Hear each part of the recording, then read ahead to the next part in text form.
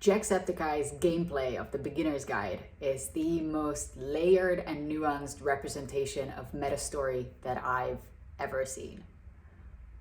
If you get that without any explanation, hit me up because we've got so much to talk about. But I'm gonna break it down. MetaStory itself is a concept of storytelling about storytelling. It's the representation of the format and the structure itself. The word metastory, meta-narrative, metafiction are slightly interchangeable. Meta-narrative originally used to mean something very different. It used to be the overarching narrative. So say you would have individual myths within a mythology, and the mythology would be a meta-narrative. It would be the larger body of context, and the individual myths would be parts of that meta-narrative. Nowadays, the word meta just refers to a little wink to the audience that you know that you're watching a fictional piece of work. It's for the older generations, or the more drama major educated ones. It's the Brechtian version of theater, where you are revealing to the audience that they are watching a fictional piece of work. You are not trying to engage in a mutual suspension of disbelief or a communal suspension of disbelief. Now, I don't think the beginner's guide was meant to be a meta story. That's why I'm saying that Jacksepticeye's gameplay of the beginner's guide is the meta story that I highly recommend to every single storyteller, because for me it was fascinating to watch. Now, let's break that down. So, Jacksepticeye is this YouTuber that I hardly know anything about. I came across, that was his first video that I came across in 2019. Then after that, I started watching a couple of other videos, and he has a public persona, which I can only take in very small doses, and I haven't seen any of his videos ever since. Sean, the guy who's a YouTuber, he used to, I don't know whether he still does that, but he used to put up gameplay videos and commentaries on video games. And he is a lovely guy. Like, he is a very deep feeling, deep thinking guy, you can tell that. But his public persona is a bit too much for my taste.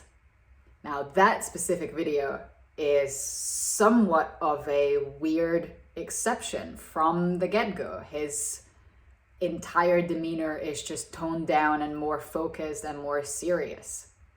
Don't know why.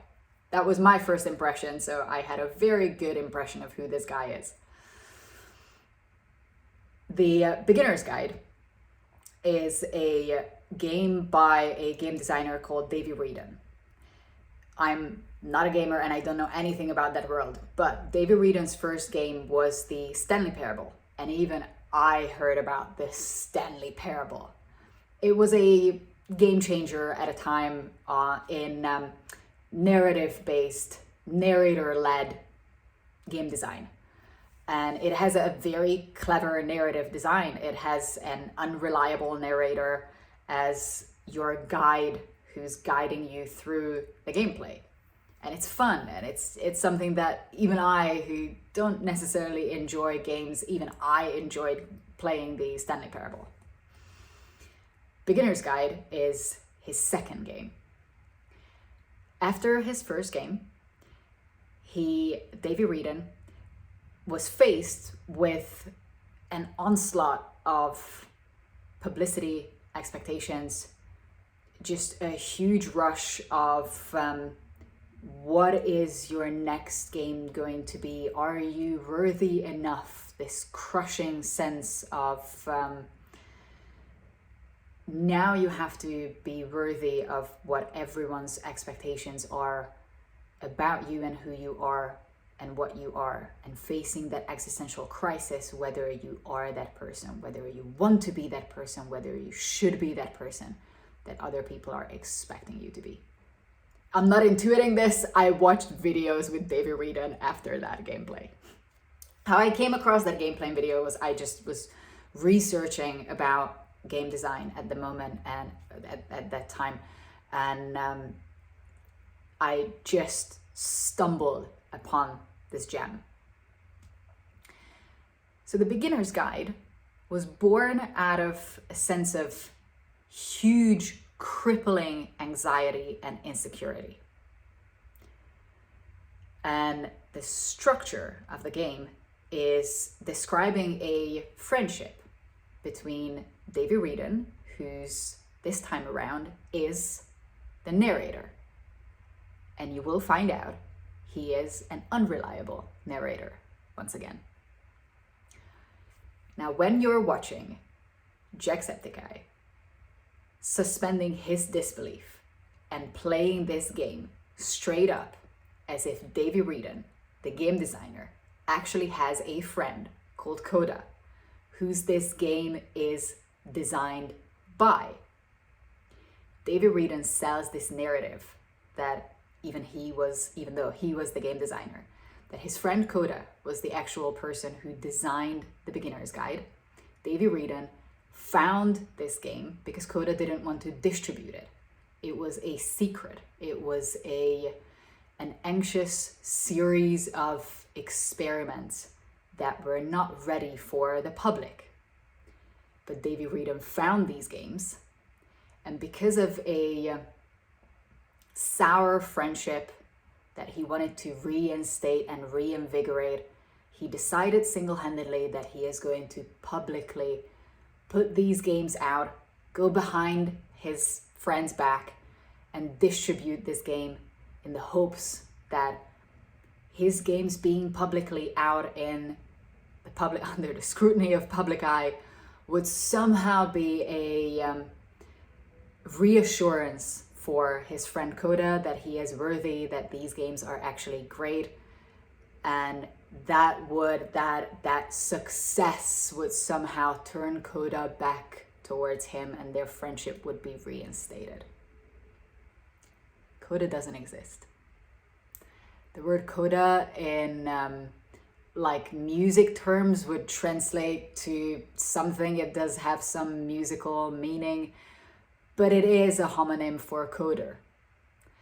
There is an element in the game, I am totally spoiling this, but still the video itself is worth watching because there are nuances and details in there that I just simply cannot go into. Also, I'm replaying this from a 5-year memory. I haven't seen this video in 5 years, but it still stayed with me and I just felt compelled to share this because it came to my mind recently.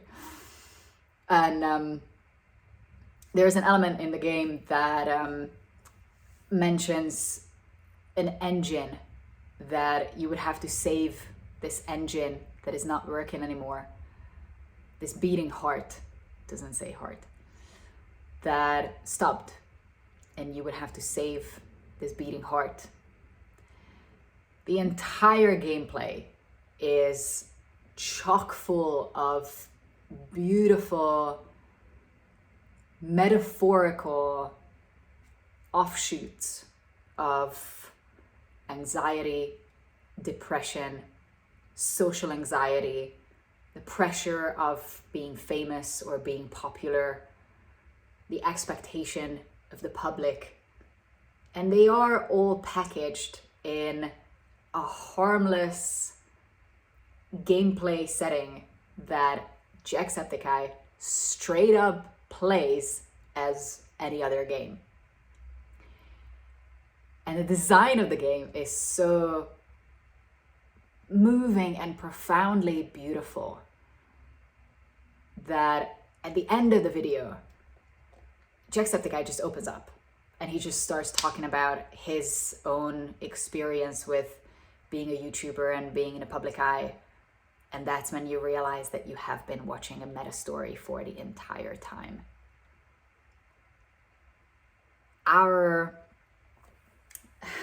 The color palette that we are playing with right now when we are looking at meta stories is the breaking of the fourth wall, winking out to the audience, Deadpool type of humorous meta story that makes a joke out of, you are watching a fictional story and I know as the fictional character that I am only a figment of imagination. Haha. And it is great. It is played for laughs. Haha. But the beginner's guide is not a comedy. And the YouTube video of the gameplay of an actual real life YouTuber gamer playing this game totally straight up has no comedic aspect. He cracks a joke every now and then, but that's just his personality. It's not a comedy piece. The layers that you can peel off and untangle out of this entire video is something that I've never seen from any meta writer. And, you know, my favorite one of the subgenre of this meta story subgenre is still Dan Harmon, and I highly respect him as a writer. Rick and Morty is a brilliant show, but at the same time, it is still played for laughs. Some of his meta jokes are absolutely brilliant. Some of his meta storylines are heavy-handed and it's all right. Some of his characters in Community are just genius. The jokes themselves, the individuated jokes, are working because they are punchy, they are hitting the right tones. Similarly for Deadpool, the jokes themselves are individually can be great. The entire story as a meta story, as a meta narrative, is like a good first draft. The layers that I personally have seen in that YouTube video that was not scripted, but because of the script structure of the game, of the beginner's guide, even the title, just think about it. Just think about the title. It is so beautifully, deliciously nuanced, not played for laughs, but it is, in the truest sense, a story about storytelling, a narrative about the narrative experience itself. It is a journey of a person taking you on a journey. It is a video of the person that wanted to be taken, the audience member, the gamer, the player, going on that journey.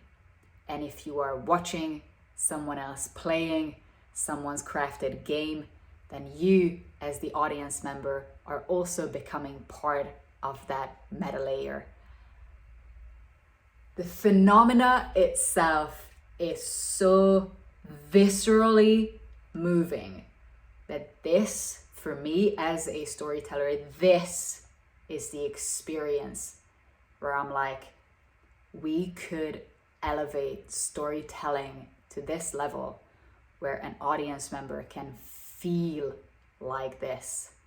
It's not just a mental aha moment of recognition of, haha, I get the joke, funny.